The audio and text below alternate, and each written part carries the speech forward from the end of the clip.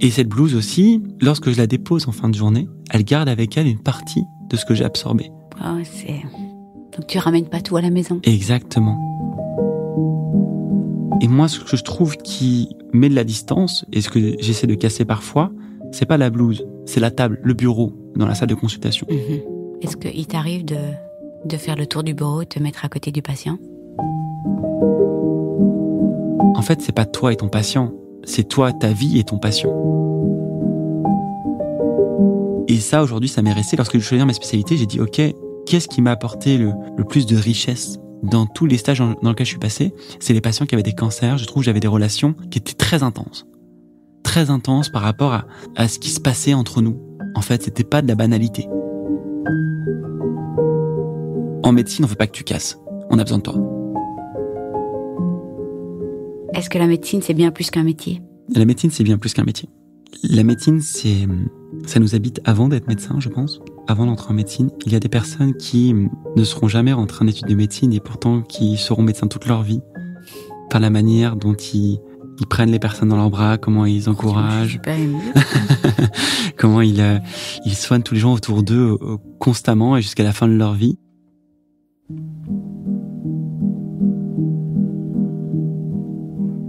Bonjour, je suis Delphine Rémy et je vous accueille sur le podcast Naître princesse, devenir guerrière.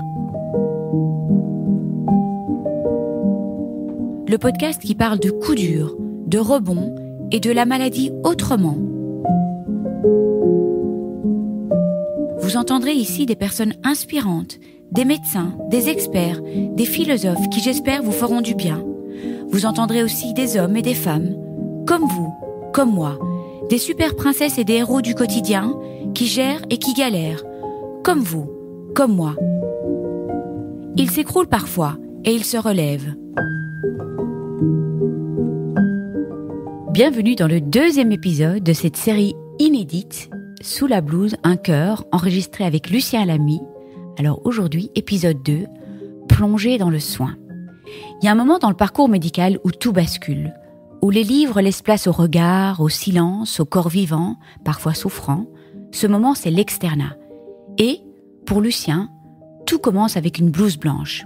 Il nous raconte ce moment avec une sensibilité rare. Enfiler cette blouse, c'est entrer en scène comme au théâtre.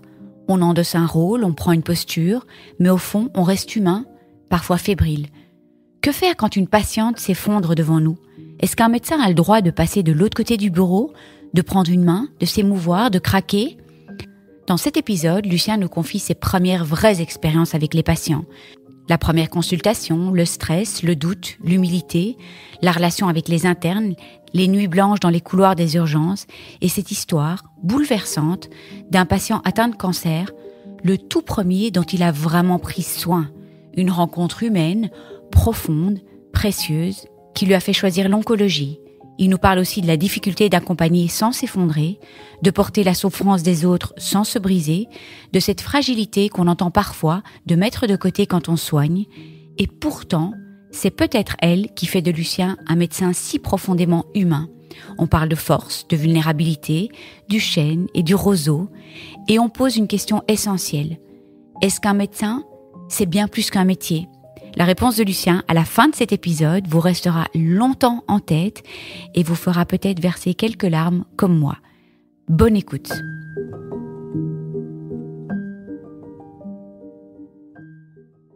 Bonjour Lucien. Bonjour. Lucien, tu as 22 ans, présente-toi. Alors, j'ai 22 ans, je suis externe en médecine, je continue à découvrir l'amour et la fête. J'ai découvert depuis pas très longtemps la littérature aussi, avec une rencontre amoureuse, notamment, qui m'a fait rentrer en littérature. J'étais pas du tout littéraire avant. Et ça aura un énorme impact dans ma vie, d'avoir rencontré les livres. J'ai 22 ans et je suis externe en médecine. Je commence à entrevoir le concours de 6e année. Concours dont je n'avais jamais entendu parler avant de rentrer en médecine. Je n'étais pas au courant qu'il y avait cette autre échéance, qu'il allait falloir se remettre dans la bibliothèque, dans les livres. Et encore une compétition avec tous ceux de France pour choisir ma spécialité et ma ville. Est-ce que tu la connaissais déjà, ta spécialité, à ce moment-là ? Non. Encore une fois, j'alternais tous les stages pour savoir ce que j'allais devenir. J'avais beaucoup d'intérêt intellectuel pour les spécialités qui étaient complexes dans les cas cliniques. J'aimais beaucoup la médecine interne, la néphrologie, parce que C'était de l'enquête. Il fallait doser des petites choses, regarder des signes cliniques. Mais après, lorsque j'ai fait des stages en pratique, je trouve que la pratique n'était pas vraiment en rapport avec ce qu'on faisait dans les cas cliniques. Dans les cas cliniques, c'est facile. On dit, je veux doser ça, boum, ligne d'après, ça apparaît. En pratique, c'est moins facile. Les signes cliniques sont moins francs. Les examens qu'on demande, on ne les a pas toujours. Alors que j'ai choisi la cancérologie, on pourra en parler, en faisant un peu un flashback sur mon externat au moment du choix et en me disant, voilà, qu'est-ce que j'ai préféré durant ces années.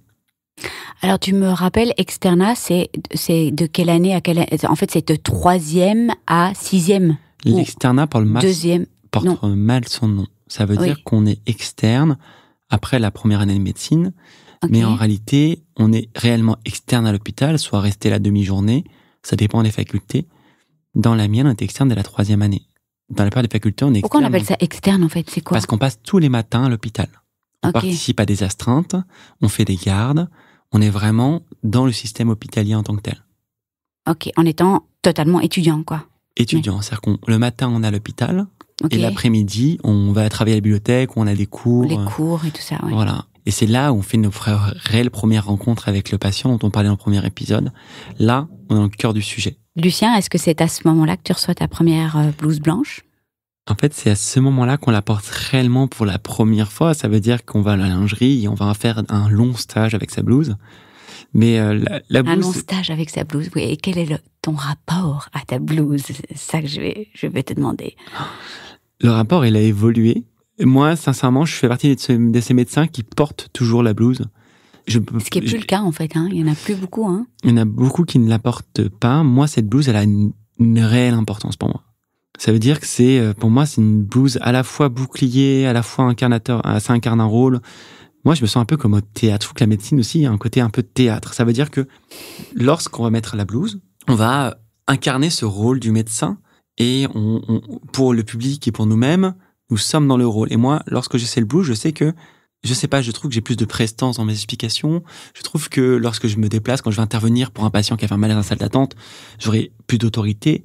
Et cette blouse aussi, lorsque je la dépose en fin de journée, elle garde avec elle une partie de ce que j'ai absorbé. Donc tu ramènes pas tout à la maison. Exactement. C'est-à-dire qu'en fait, c'est cet intermédiaire. En fait, c'est mon rôle. C'est comme le personne qui va jouer un rôle dans le théâtre. Il y a pas, c'est l'agressivité qu'il va prendre ou l'amour qu'il va prendre. C'est en partie son costume qui va l'absorber pour moi. Et quand il va dans le vestiaire, il enlève sa blouse et qu'il rentre à la maison, c'est lui, avec ses vêtements de la maison, il rentre à la maison. Oui, mais est-ce que concrètement, il n'y a pas un débordement entre les deux, en fait, parce que... Elle n'est pas imperméable. Ouais, c'est ça. Est-ce que ta blouse est imperméable, quoi? C'est ça que je veux dire. Non, elle n'est pas du tout imperméable. Et d'ailleurs, il faut que... J'avais écrit une de mes premières nouvelles, ça s'appelait Une nuit blanche au théâtre. Et ça parlait d'une garde aux urgences. Oui. Qui était décomposée en plusieurs parties. La première partie, c'est... T'arrives, comme l'acteur, tu rentres par les coulisses, tu rentres par la porte de derrière, tu rentres dans ton bureau, avant de rentrer dans le théâtre qui sont les urgences. Tu rentres dans ton bureau, tu retrouves ton petit costume, ta petite blouse, tu la mets, tu t'habilles, et c'est bon, t'es le rôle, t'es plus la personne de 20 ans qui était dans le métro juste avant, qui t'examine en train de boire une bière, etc. Je voyais pas de bière avant mes gardes, attention. J'allais dire non. Et du coup, là, tu rentres, là, tac, t'es le médecin, tu joues ta scène, etc., avec tout le monde, t'interagis avec tous les autres personnages, etc. Et parfois, t'appuies dans les étages. Oui, il y a un patient qui a fait une chute, par exemple. Hop, entracte. T'es dans le couloir, tu redeviens toi-même. Tu vas monter dans l'étage, tu montes dans l'ascenseur, entracte toujours. Enfin, t'as toujours ta blouse, hein, donc t'as pas vraiment d'entracte. Hein. Oui, mais c'est comme, ou pas entracte, comme le personnage, il sort de la scène, il sort des fleux de la rampe. Oui, c'est ça. Dans les coulisses, hop, il peut parler avec son collègue qui est pas dans sa scène ou. Et puis, il remonte sur scène. Et hop là, et on rentre dans les étages, on interagit avec les infirmières, avec la famille au téléphone, ou même, il y a la scène du constat de décès, typiquement, que je fais dans cette nouvelle, ou même en absence de public, parce que finalement, cette personne qui est morte au milieu de la pièce, elle va pas nous juger, parce qu'on est nous-mêmes. Mais non, on incarne toujours le médecin, même face à cette absence. Face à cette absence, je me souviens que lorsqu'on rentre dans la chambre, on incarne ce rôle. Il y a personne qui nous regarde. La vie a disparu de cette pièce, tout le monde le voit. L'infirmière qui nous a appelés sait très bien que la personne est morte. Et pourtant, on doit faire le constat de décès. On doit attester, donner l'heure du décès selon le constat du médecin. Et donc on arrive, très cérémoniellement, chacun a ses méthodes. On peut prendre le pouls, poser un stéthoscope sur les poumons, attendre plusieurs respirations, bien que les respirations, ça peut parfois être trompeur. Et donc, face à cette personne qui a quitté son corps, on incarne encore ce rôle de médecin Et une fois qu'on a quitté la chambre, il y a une sorte, moi je trouve quelque chose une ambiance est particulière. Alors finalement, il n'y a pas de témoin, il n'y a personne qui nous en voudra d'être. Mais juste à ce moment-là, est-ce que c'est pour revenir garder une nous-mêmes. certaine distance? La blues permet, moi je pense que elle permet de garder une certaine distance, ou plutôt une certaine répartition des rôles. Voilà, c'est un peu, je trouve qu'encore, après peut-être que ça changera au fur et à mesure des générations, mais la blues incarne encore pour beaucoup l'incarnation du médecin, l'incarnation d'un rôle médical en tout cas. Je comprends que dans certaines spécialités, la blues n'est plus ce rôle-là, et d'ailleurs, elle peut être problématique. Notamment, j'ai des amis psychiatres qui me disent que la blues peut empêcher la relation patient avec certains patients psychotiques, par exemple. Et moi, ce que je trouve qui met de la distance, et ce que j'essaie de casser parfois, c'est pas la blues, c'est la table, le bureau, dans la salle de consultation. Est-ce qu'il t'arrive de faire le tour du bureau, te mettre à côté du patient? Ça fait partie des techniques que j'ai trouvées, effectivement. Comme je disais, qu'il n'y a pas Surtout en oncologie, quoi. Il n'y a pas de technique. En fait, Miracle, on apprend. ouais. On apprend. Ouais. Tu vois, moi, tu me vois aujourd'hui, et je pense que le Lucien de 22 ans, il verrait le Lucien d'aujourd'hui, il n'aurait pas du tout les mêmes leçons. Parce que j'ai fait plein d'erreurs au fur et à mesure de mes annonces, de mes consultations. Tu dis des erreurs, mais c'est... Pour moi, ce sont des erreurs. Pour moi, c'était très dur. Il y a des moments où, je te raconterai peut-être dans un des prochains épisodes, toujours des signes, du moment où une patiente a voulu changer de médecin, et je pense qu'à ce moment-là, j'ai fait une erreur dans la communication. Et a posteriori, maintenant, je ferai plus les mêmes, mais je t'en parlerai de cet épisode-là, parce que sinon, on va trop faire de digression. Et là, typiquement, je sais qu'une fois, ça m'est arrivé, et j'ai vraiment le souvenir franc de cet épisode, mais c'est plus tard que 22 ans, une patiente qui s'effondre face à moi, et j'ai cette immensité du bureau entre elle et moi. Et là, je me trouve nul. En fait, je me dis, cette personne est en train de pleurer, de s'effondrer, de pleurer, et moi, je suis là avec ma blouse, mon petit clavier d'ordinateur, mon écran. Et tu fais quoi? Et donc, ce jour-là, justement, c'est le premier jour où j'ai cassé la distance. J'ai cassé la distance, la première fois, c'était seulement en tendant la main pour essayer de toucher sa main. Oui. Mais Ce attention, c'est déjà énorme, mais attention, parce que ça aurait été une patiente d'une culture, on n'apprend pas du tout la culture en médecine, c'est un vrai problème. Et ça aussi, c'est des choses que j'apprends avec le temps. Les gens n'ont pas du tout le même rapport au contact, à la culture. Si c'est quelqu'un qui est d'une culture où le toucher n'est pas du tout quelque chose qui est très intime, j'aurais pu être encore plus brutal pour elle. Donc aujourd'hui, ce que je fais, encore une fois, lorsque je vois que c'est approprié, je fais le tour du bureau et j'essaie de m'asseoir à côté de la personne pour avoir une conversation un peu plus proche. Mais encore une fois, c'est pas le remède miracle. Ah, mais je peux te dire qu'en tant que patiente, ça change tout de plus avoir le bureau. Et on est d'accord. Et t'es pas obligé. Enfin, moi, déjà, la main sur le genou, la main sur la main, je trouve ça déjà extraordinaire. Mais ça, comme tu dis, peut-être que c'est une agression pour certains. Mais de te mettre de l'autre côté du bureau, de se rapprocher. Oui, formidable. Pour moi, et ce que je ne supporte pas aujourd'hui, je trouve que c'est très dur, c'est ces écrans qui nous séparent aussi. Je sais que j'essaye, encore une fois, je ne suis pas parfait, mais j'essaie de trouver des solutions. L'écran, il est sur le côté, quoi. Oui, donc, oui, mais je veux dire, l'écran qui nous sépare, c'est que quand on a le patient en face de nous, qu'on tape des choses, des comptes rendus ou des choses, on est parfois comme ça. On regarde la personne, mais il y a toujours cette interface entre les personnes. Et tu trouves que c'était mieux quand c'était écrit sur un papier? Je pense que le papier avait cet avantage-là quand on était en face des personnes. Ouais. Mais il faut pas faire, encore une fois, comment ça s'appelle, les personnes qui sont contre le progrès. Oui. Mais voilà, c'est des choses que tu constates, quoi. Mais typiquement, moi, j'essaye de prendre mes notes avec une feuille face au patient, et après les retranscrire dans un second temps. Ça fait perdre du temps, mais depuis que je fais ça, je trouve que je prends plus de plaisir à mes consultations. Tu vois, c'est important. Et à mon avis, les patients le sentent aussi.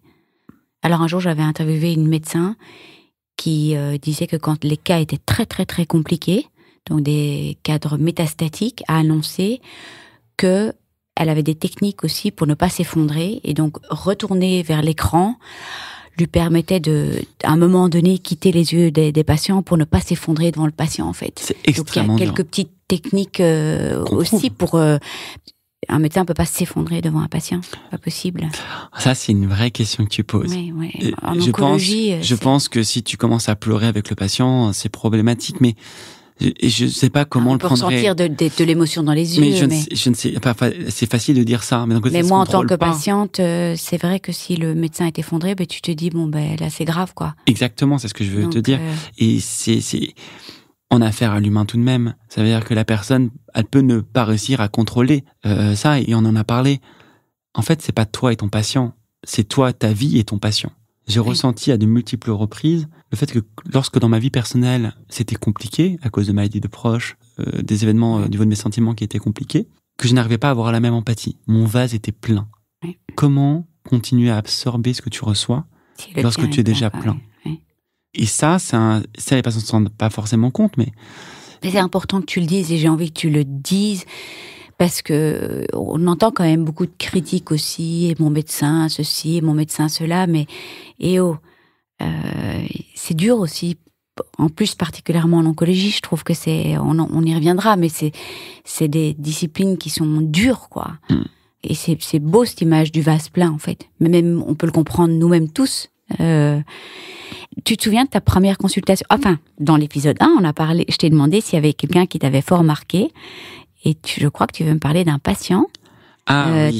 Ta première consultation, parce qu'il y a un événement marquant, un moment intense, d'émotion, un patient qui t'a fort marqué. Ouais, c'est ça. On parlait de ce qui m'a fait aussi devenir cancérologue, et à posteriori, je pense que c'est un épisode très marquant. Il faut savoir que lorsque tu es externe, tu es amené dans les services à prendre en charge des patients, c'est-à-dire que tous les matins, tu vas aller les voir pour faire une observation clinique. Donc, mais ça, c'est dans différents services, c'est quoi? Tu fais des stages? Je fais des stages. Donc voilà. Tu fais 2 semaines en onco, 2 semaines en gynéco? 3 mois, 3-4 mois. Tu fais 4 mois. Et t'as fait quoi, toi, alors? Moi, j'ai fait un peu tous les stages. Moi, je voulais vraiment un peu tout voir. Mais tu fais quoi? Pédiatrie, gynéco? Pédiatrie, c'est obligatoire. Enfin, dans ma faculté, c'était obligatoire. Un stage de gynéco-obstétrique aussi. Tu fais des stages Après, souvent, t'as des choix, souvent, entre... tu peux faire un stage de chirurgie urologique ou plutôt de la néphrologie. Tu peux faire de la cardiologie ou de la pneumologie. Voilà, souvent, tu peux pas faire tout, hein? Tu peux pas tout faire. Tu peux pas passer partout. Et en l'occurrence, c'était un stage de pneumologie lors de ma 3e année de médecine. Et il y avait un patient que j'aimais beaucoup. Donc j'ai fait sa première observation. C'est-à-dire qu'en fait, il arrive dans le service pour une complication. Lui, en l'occurrence, c'était des lésions vertébrales suite à un cancer du poumon. Et en plus, je me rends compte qu'à ce moment-là, on ne connaît rien à la médecine. Ça veut dire que on comprend pas trop l'implication d'une métastase cérébrale dans un cancer du poumon, la gravité, savoir si le patient... Donc il a des métacérébrales? Non, osseuses. Vertébrale, pardon. Oui, vertébrale. C'est moi qui m'exprime mal. Non, je crois que c'est moi qui ai mal compris. Et d'ailleurs, en te disant cela, je me rends compte à quel point on ne se rend pas compte que les patients, lorsqu'on les voit, la complexité de comprendre ce que c'est une maladie, ce que sont les organes, comment ça évolue. Alors pour nous, c'est vrai qu'avec la médecine, on a tellement cette accumulation d'années, ce qu'elle devient notre langage de base, et que parfois les personnes ne sont pas au courant du sigmoïde, ou ce que c'est, ou de reins, combien on en a, et qu'on va tendance à avoir parlé de choses comme ça nous paraît normal, alors qu'en fait, pour les personnes, c'est un autre langage. Tu verras, il y a un chapitre dans mon bouquin où je parle de vraiment cette nouvelle langue qu'on apprend en un quart de seconde, quoi. Bon, après, on l'apprend vite, hein. On devient vite des petits spécialistes de nos maladies. Plus que nous. Donc, ce patient qui avait cette maladie, et en fait, il avait Jeune, tu te souviens ou pas? Il était jeune, il avait 40 ans, et j'ai directement créé un lien assez bon avec lui. J'étais ce petit étudiant qui venait le voir, qui a fait sa première observation. Première observation, vraiment, c'est... On vient dans la chambre, on pose, on nous demande En plus, on était évalué par nos chefs de stage, par les internes, qui réalisaient nos observations. Et on faisait visite dans le service avec tout le monde, le chef de service, les chefs qui prenaient notre observation, et s'il était nul, il nous la déchirait ou autre. Moi, c'était comme ça. Ouais. En plus, c'était observation papier à l'époque. On avait le chariot avec tous les dossiers. C'est dur ce que tu dis. Donc là, je crois qu'on va parler de ces moments-là aussi, hein, avec les internes. Moi, c'est quand t'es externe, moi je trouve que c'est pas facile, hein. Et on se rend pas compte, mais on était payé 100 € par mois pour travailler tous les matins à l'hôpital de 8h30 jusqu'à 13h30, 14h. Et après, on devait aller à la bibliothèque. Après, on devait aller les gardes. On était payé 40 € pour 24 heures de garde le dimanche. Bon, ça, il y a plein de choses comme ça. A posteriori, ça paraît très difficile, mais quand on y est, on est dans... Et en plus, on se dit toujours, après, ça sera mieux. Et donc, quand on dit, après, ça sera mieux, t'arrives à tout supporter. Ouais. Et ce patient-là, je me souviens que j'ai fait son observation, antécédents, combien vous avez d'enfants, est-ce que vous avez un chat, qu'est-ce que vous avez comme hobby, voilà, vous avez des allergies, l'histoire de la maladie, enfin, tout. Et ce patient-là avait une complication spécifique, c'est qu'il avait une vertèbre qui comprimait sa moelle épinière. Okay. Une lésion sur la vertèbre, une lésion métastatique. Ouais. Et il avait... des douleurs. Et il avait une paraplégie. Paraplégie totale en plus, oui. des jambes, totalité. Et il avait du coup aussi une hypotonie sphinctérienne, ça veut dire qu'il avait une incontinence, il n'arrivait pas à sentir son sphincter. Et moi, c'était pas du tout correct à l'époque, hein. Enfin, moi, quand je me remarque après avoir été interne, avoir été chef, on me demandait d'aller tous les jours vérifier s'il arrivait à récupérer son sphincter. Okay. Voilà, donc et on avait toujours ce moment où on passait pas mal de temps ensemble, un truc assez intime en plus, et moi je fais ça pour moi, je pensais vraiment le soigner, et donc tous les jours vraiment je m'occupais de lui, on allait se voyer, etc.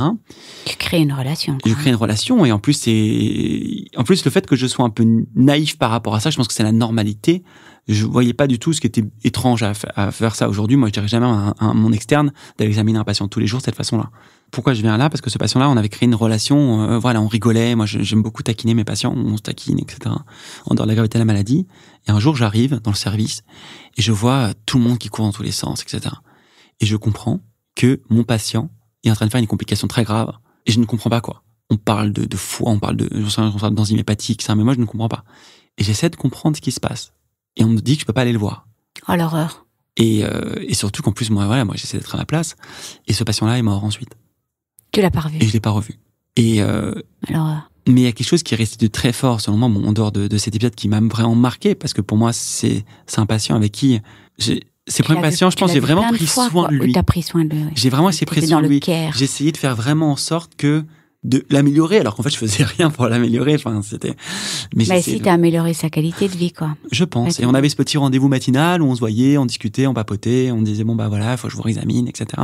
Et c'est beau cette histoire. Et ce patient-là, je me souviens encore de son nom de famille, de son visage, de sa voix, ça m'a vraiment marqué. Et je me suis dit ok, ce que j'ai vécu, c'était hyper intense émotionnellement. Ça m'a touché. Et moi, si je vis, et je pense que si tous on vit, c'est pour vivre des émotions, pour être touché par ce que l'on fait. Et ça, aujourd'hui, ça m'est resté. Lorsque je choisir ma spécialité, j'ai dit, ok, qu'est-ce qui m'a apporté le plus de richesse dans tous les stages dans lesquels je suis passé? C'est les patients qui avaient des cancers. Je trouve que j'avais des relations qui étaient très intenses. Très intenses par rapport à ce qui se passait entre nous. En fait, c'était pas de la banalité. Pourtant, le cancer, aujourd'hui, est une maladie qui a encore cette notoriété de mort, ouais. On va dire. Quand on annonce le cancer à quelqu'un, la personne dit « je vais mourir ». Voilà. Alors qu'il y a plein d'autres maladies qui sont plus mortelles que le cancer, mais qui ont des noms bizarres et que les gens ne se rendent pas compte. Quand on dit vous avez une fibrose pulmonaire avancée au niveau du poumon, les personnes ne vont pas forcément comprendre qu'on peut mourir dans les 2 ans, dans certains cas, alors qu'un cancer, mais c'est un cancer de prostate, qui a des taux de survie qui sont excellents, on va se dire... on associe encore ce mot, quoi. Ouais. Et lorsqu'on est cancérologue, on a affaire à des personnes, lorsqu'elles vont nous voir en consultation, il y a toute cette attente, il y a tout ce bagage qui vient avec. Il y a souvent la famille qui vient en consultation, etc., parce qu'il se passe quelque chose. Et dans ces moments-là, je trouve que par la manière dont on agit, on peut faire en sorte qu'un patient va bien vivre la maladie, peut mieux vivre ses traitements, peut mieux vivre une annonce, peut être observant, peut arrêter tout suivi, au contraire continuer à venir. Voilà, moi, je pense qu'on a un impact particulier. Je peux te le confirmer. Ça, vraiment.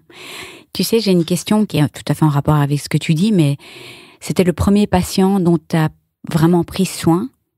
Tu as pris soin de lui. C'est le premier, tu te souviens ou pas? Je ne pense pas que ce soit le premier, parce que finalement, j'ai dû voir d'autres patients, mais c'est la première fois. Que tu as eu ce sentiment de prendre soin. En fait, c'est ça. Mais parce que tu vois, quand on parle de patients qui ont marqué, dans mon externat, il y en a des tonnes. Et tu vois, et lorsque tu m'en parles comme ça, tu vois, il y a une autre patiente qui vient en tête, là, à l'instant, je t'en parle, c'est complètement autre chose. C'est une patiente en neurologie qui a une sclérose en plaques, qui était gravissime, et qui venait d'apprendre que son mari l'avait quittée. On était 10 dans la salle, elle venait l'apprendre par téléphone, et elle s'est mise à pleurer devant nous. Là, j'ai senti un sentiment, tu vois. Il y a des choses comme ça qui sont cristallisées, ouais. De moments où tu te dis, ok, mais en fait, là, tu vis des bouleversements dans la vie des gens. Encore une fois, t'as 22 ans, t'as 23 ans, t'as une blouse comme seul bouclier, et tu te retrouves face à des situations qui sont des situations... de détresse, mais totale. Dramatiques. Ouais. Et après, il n'y a pas que des situations dramatiques. Hein. Il y a des situations très drôles aussi. Hein, mais... oui, et puis il y a beaucoup de vie, en fait. Quand on parle de maladie, on parle de vie. Mais je te pose une question ici. Est-ce que c'est là que tu as réalisé que la médecine, c'était pas qu'une question de science, mais aussi une question d'humanité et d'instinct aussi, un peu? Je pense que l'instinct, c'est un moment où je pense qu'on se sent bien ou pas bien, à l'aise ou pas à l'aise. J'ai eu des collègues qui me disaient que non, eux, ils évitaient tous les stages de médecine clinique parce qu'ils n'étaient pas à l'aise. Ils n'étaient pas à l'aise avec un patient, etc. Moi, c'est vrai que j'apprécie ça. J'aime bien la présence. La relation, oui. Après, je te dis pas qu'il y a certaines fois où il y a un patient où son attitude m'a énervé, où j'étais fatigué, j'avais juste envie d'arrêter mes consultations, et s'il pouvait y en avoir 5 de moi qui venaient pas, j'aurais été content. Mais je pense que oui, il y a un côté de je me sens à ma place. Est-ce que ta sensibilité t'a aidé ou est-ce que justement ça a été aussi difficile par moments? Je pense que ça a tendance à évoluer, mais la sensibilité, je pense que ça peut être un frein. Parce qu'on parle de sensibilité, mais il y a un autre mot aussi qui est utilisé, tu sais lequel, c'est la fragilité. La vulnérabilité. La vulnérabilité. Un frein, toi, tu dis? Ou une force, justement, pour accompagner le patient? Je pense que oui, ça peut être une force. Moi, j'ai senti ça comme une force, mais on nous demande d'être solide. Et lorsque je te parle de fragilité, c'est l'inverse de la solidité. On demande d'être solide, d'avoir les épaules. Oui, mais tu sais, tu peux être solide et vulnérable. Hein. Oui. C'est très compatible. Hein. Oui, on est tous vulnérables. Ça, on a tous des vulnérabilités. Mais être fragile, c'est la sensation de... On veut pas que tu puisses, si tu te fais bousculer, que tu casses, quoi. En médecine, on veut pas que tu casses. On a besoin de toi. On m'avait dit, moi je te dis ça, pourquoi je te dis ça? Parce que dans mes stages, j'ai été convoqué par la chef de service. C'était un peu plus tard, ce sera l'épisode prochain peut-être, en tant qu'interne, parce qu'il se passe beaucoup de choses en tant qu'interne, parce que c'est là où on devient plus à responsabilité, mais où j'avais été très ému par une situation. J'étais vraiment bouleversé. Et la chef de service m'a convoqué, elle m'a dit, attention Lucien, tu es fragile. Voilà. Ouais, et en fait, fragile et vulnérable, c'est pas la même chose. Non? Voilà, attention. C'est-à-dire qu'attention, tu es fragile, ça veut dire... ne craque pas, quoi. Ça veut dire, en fait, moi j'ai vu ça autrement, c'est... En médecine, on ne craque pas. En médecine, on n'a pas le droit. Voilà, c'est que je pense qu'ils sont nombreux, les médecins qui craquent. Mais pour moi, j'ai toujours l'idée de la... Ça, j'en parle souvent à ma femme, parce que la fable du chêne et du roseau. Pour moi, je suis un peu un roseau. J'ai l'impression d'être... c'est qu'en fait, j'ai tendance à réagir assez fortement à des petites bourrasques, mais je pense que je casserai pas. Parce que je prends les choses, mais je me rétablis assez vite. Mais tu peux casser aussi quand tu rentres chez toi et pleurer pendant 1 heure. C'est pas OK, ça? Si. Moi, je pense qu'il faut... Moi, je pense que par les larmes, il y a plein de choses qui sortent. D'ailleurs, il y a une situation dont on parlera au prochain épisode, et qui m'a fait... je pense que c'est la situation qui m'a mis le plus mal de toute ma vie médicale pour l'instant. Mais je pense que c'est pas forcément parce que tu montres des signes d'émotion fortes, parce que tu vis au quotidien. Bien sûr, encore une fois, c'est pas devant les patients, et je veux jamais que les patients subissent ça. Au contraire, il faut que ça soit pour eux, pour leur rendre service, cette façon d'absorber les émotions. Mais je pense qu'il y a plus de risques à être celui qui absorbe tout sans jamais rien montrer qu'un jour qui craque. Comme le chêne et le roseau, encore une fois. Parce que ces personnes-là, c'est du on-off. Et j'ai des exemples beaucoup plus nombreux dans ce cas-là. Des personnes qui ne montraient rien, et un jour, il est plus venu, il a arrêté. Burnout. Exactement. Je pense que le fait d'être à l'écoute de ce que l'on vit, ça permet de réagir. Est-ce qu'il y a un peu de supervision et tout ça à ce moment-là? Tu t'es fait aider? Non. Je n'ai jamais, sauf dans ce cas-là où on parlera dans le prochain épisode, où j'ai vécu l'élément le plus fort de mon existence médicale. Il y avait une psychologue dans le service avec qui je m'entendais super bien, et qui en parlait de littérature et avec qui m'avait accompagné, mais qui était là pour les patients, qui m'accompagnait par hasard moi aussi. Et dans ce service-là, on avait des groupes BALINT aussi, sont des groupes spécifiques de discussion. En dehors de ça, tout au long du cursus, il n'y a jamais eu de proposition à n'importe quel moment d'accompagnement psychologique ou rien que de discussion de groupe. Je me dis, rien qu'on met tous les externes dans un groupe et on parle tous de ce qu'on vit et comment on le vit, je pense que ça aurait pu changer beaucoup de choses. Ça n'existe pas aujourd'hui, ça? Tu ne penses pas que ça a évolué? Je ne sais pas. Et c'est pour ça que je te parle avec mon expérience. On parle quand même de beaucoup de burn-out des soignants, quand même. Hein. Exactement. Et je parle de mon expérience alors, mais je pense qu'on fait tous semblant aussi que tout ça, c'est normal. Et c'est ça que j'essaie de mettre en exergue dans mes posts sur LinkedIn en particulier. Tous les jours, lorsqu'on est soignant, on est confronté à ce que peu de gens traversent. C'est la confrontation de la souffrance, à la mort, à la maladie. Et tout particulièrement en onco. En onco, mais aussi, même si tu prends des personnes en gériatrie, ils vont être confrontés à des personnes qui sont en perte d'autonomie. On est confronté à des corps, finalement, à ce que tout le monde, lors de la vie quotidienne, ne veut pas voir. C'est qu'un jour, on peut être malade, on peut mourir, on peut être fatigué, faible, on peut perdre des fonctions musculaires, on peut perdre des fonctions d'organes. Et on vit tous en ignorant, on vit tous comme des immortels finalement. C'est ça d'ailleurs qu'il y a une surprise lorsqu'on nous apprend qu'on a une maladie grave. Quoi, moi je peux mourir? Non, c'est pas possible. Et tous les soignants, et en particulier, moi je trouve que les étudiants en médecine, ont faim à la normalité. Ça veut dire qu'on fait semblant que tout ça c'est normal. Et que personne ne doit dire qu'il est surpris par ce qu'il vit. Après on en parle entre nous, entre co-externes, etc. Mais au niveau de la faculté de médecine, je me voyais pas, personne, je prenais voir le doyen en disant, oula, attention, c'est ce qu'on vit dans les stages, c'est assez dur, hein, parce que sinon, on va dire, attends, mon coco, tu vas être médecin, hein.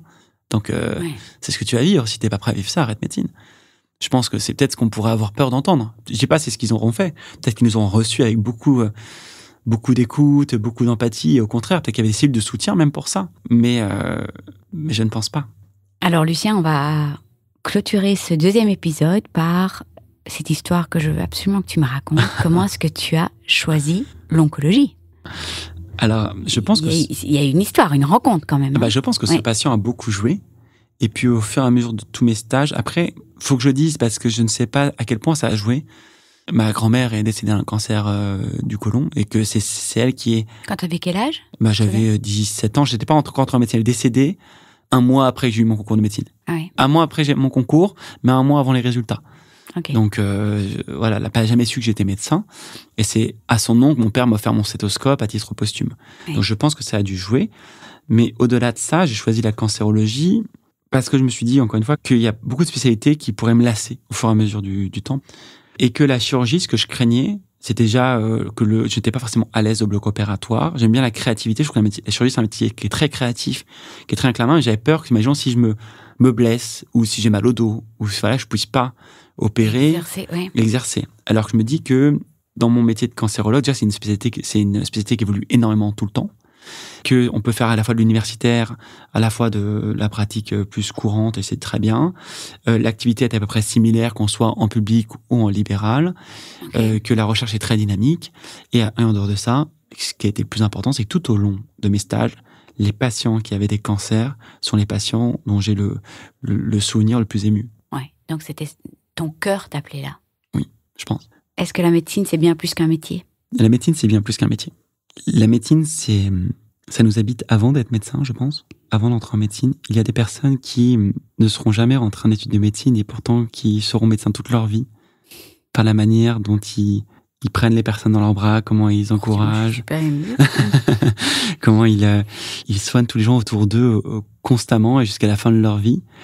Je pense que médecine, c'est plus qu'un métier parce que même une fois que j'aurais arrêté de pratiquer, je pense que je me sentirais toujours médecin et que je serais toujours fier de pouvoir me comporter dans ma vie quotidienne en étant ouvert à l'autre.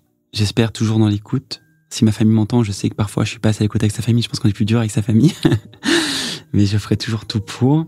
Et comme l'a dit une très bonne amie à moi, qui a arrêté médecine et qui pourtant se sent toujours autant médecin, en fait, il y a 1000 façons de soigner.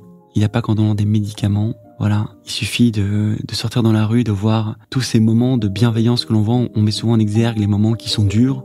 Mais moi, lorsque je me bats dans le métro ou que je me bats dans la rue, je vois beaucoup de moments où les gens se soignent les uns les autres. Merci Lucien. Là, c'était la plus belle conclusion qu'on puisse avoir. Et je me réjouis de te retrouver dans l'épisode 3. Est-ce que tu peux le teaser un petit peu ? Alors, l'épisode 3, je pense que ce sera un épisode qui est très intéressant parce que on arrête d'être à mi-temps à l'hôpital, on a à plein temps, et là, donc ça s'appelle l'internat. L'internat, et là, on devient responsable. Merci Lucien. Et voici quelques petits extraits de la semaine prochaine. Mais en fait, c'est ça aussi qu'il faut savoir lorsque tu es médecin. On peut donner toutes les bonnes raisons du monde. On peut te dire t'es fatigué, tu t'étais en formation, etc. En fait, il y a la vie des personnes entre nos mains. Oui. On n'est pas en train dans une agence à faire un communiqué pour une agence, pour une publicité, pour leur parfum. Voilà, où on se dit t'étais fatigué, t'as fait le mauvais dessin, c'est pas grave, le fichier est mort. Non. Et donc il y a quelque chose de très très particulier d'avoir ce corps à corps avec cette personne qu'on ne connaît pas, qui est partie. On n'a aucune intimité avec lui, on ne l'a jamais connu de son vivant. On ne sait pas quelle était sa parole, quelle était la lueur dans son regard. Et on voit ça, et devoir acter ce décès de cette personne sans jamais avoir aucun lien avec lui, c'est très particulier. Et en plus, l'étape d'après, on nous dit il faut appeler la famille. Et donc on se retrouve à appeler la famille. Moi, je trouve que j'étais marqué par les réanimateurs qui avaient souvent ce rôle de parler aux familles alors que les patients étaient dans le coma. Et on ne savait pas trop si les patients récupèrent, parce que c'est des patients jeunes parfois, qui ont fait un accident de la route. Et on va devoir parler à la famille, et la famille attendait dans le couloir, ils sont tous là. Et j'ai toujours été étonné par la faculté de certains réanimateurs à réussir à rentrer dans ces pièces, captiver tous les regards, toute l'attention braquée sur eux, sur chaque mot qu'ils vont dire. Ils savent très bien, comme j'ai dit auparavant, que cette scène va sûrement être gravée dans la tête de tout le monde. Je vous remercie de tout cœur de nous avoir écoutés. N'oubliez pas de vous abonner si vous désirez recevoir les notifications des prochains épisodes. Et puis si vous avez apprécié cet épisode, ça me ferait vraiment très plaisir que vous me laissiez une bonne note, 5 étoiles, comme à l'école, et peut-être même un commentaire ou un partage sur les réseaux sociaux, parce que c'est grâce à vos commentaires, à vos étoiles, vos partages, que le podcast pourra aider plus de monde encore, et c'est tout ce que je souhaite. Donner ou redonner espoir, ce serait les coups tous ensemble, partager nos joies, nos peines, et célébrer toutes nos petites victoires. Si vous aussi vous désirez partager votre histoire, n'hésitez pas à m'envoyer une petite vidéo témoignage de 5 à 10 minutes avec les thématiques que vous souhaitez aborder. Tout est expliqué sur le site internet cancerjegère.blog. Et puis, dernière petite chose, Naître Princesse Devenir Guerrière a lancé sa nouvelle page sur Buy Me a Coffee, une plateforme de soutien pour aider les créateurs de contenu, les podcasteurs, les artistes, les magiciens, les clowns et j'en passe à vivre de leur passion. Comme vous pouvez l'imaginer, le podcast représente un énorme investissement en termes de temps, de travail et de moyens.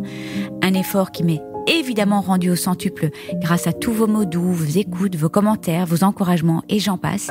Et pour tout cela, merci du fond du cœur. Mon intention aujourd'hui est de pouvoir rendre le podcast pérenne et qu'il puisse s'autofinancer. Alors recevoir le soutien de mes auditeurs serait le plus beau des cadeaux. Un petit montant, 1 euro, 2 euros, 5 euros, peut faire une énorme différence. Si vous désirez me soutenir, toutes les infos sont dans la description de tous les podcasts et sur mon site internet. Et je tiens vraiment à dire que la gratuité de mon podcast est et restera ma grande priorité quoi qu'il arrive. Je veux qu'il puisse aider le plus grand nombre, peu importe les moyens. Je vous embrasse tous très fort, prenez bien soin de vous et je me réjouis de vous retrouver la semaine prochaine.